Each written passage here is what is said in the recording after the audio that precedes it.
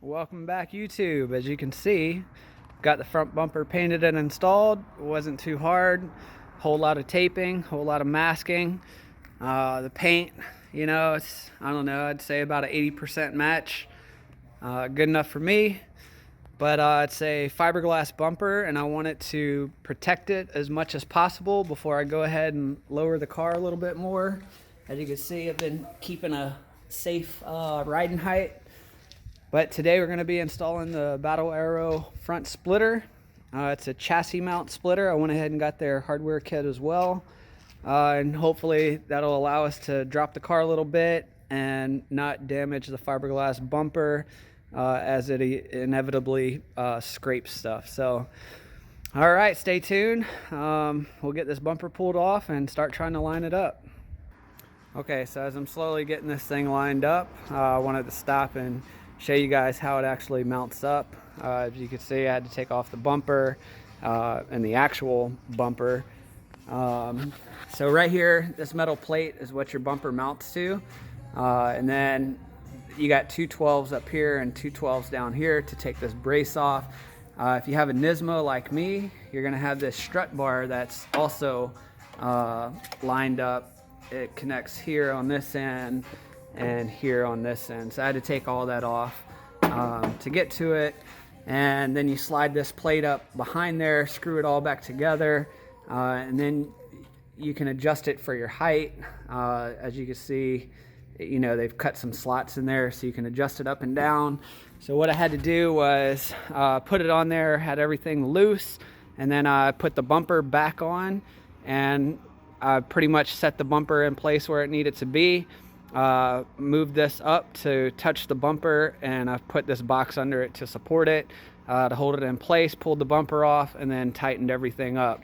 The only problem I'm running into is I got about 2¼ inches hanging outside the bumper on this side, and I've only got 2 inches on this side. So it's about 1/4 this way, but I can't adjust it left or right anymore. So I'm pretty much gonna have to go with the way it is. Give me a second, let me button everything up, and we'll see what the finished product looks like. So one more quick update, just so I'm not leaving anything out. So you also got these support little beams right here. This was an open screw.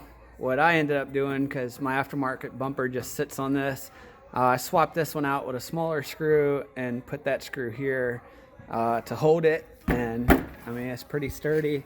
On this side, same concept, except for I slid the bracket in between here.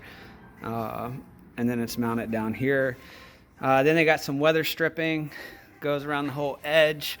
The back isn't protected, and it is just plywood sandwiched in between two pieces of plastic. Well, it looks like plastic on the top and probably just painted on the bottom. So, in time, of course, I would expect that to probably soak up water. I keep my car in the garage most of the time, so it's only going to be an issue when I'm driving and it's raining outside.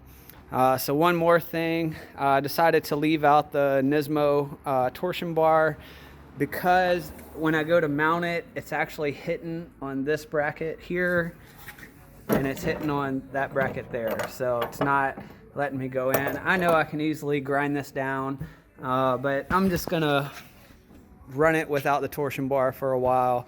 I think I may go a different route with the actual splitter. I don't just because it's just so round, I kind of want like a little groove cut into the inside. So whether I use this one as a template and create my own later on, I don't know what I'm going to do yet, but for now I'm just going to run it like it is. So give me a second, I'll get this bumper on, we'll see what it looks like. So here's everything put back together.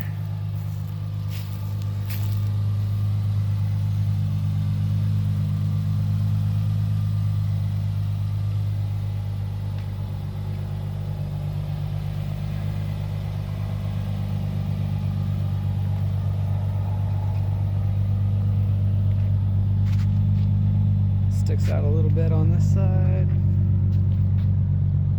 little bit on that side.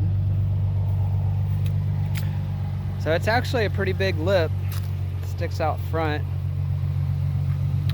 But like I said, I think in time this is gonna just be a template for me, and I'll come back. I kind of want something that's more molded to my bumper.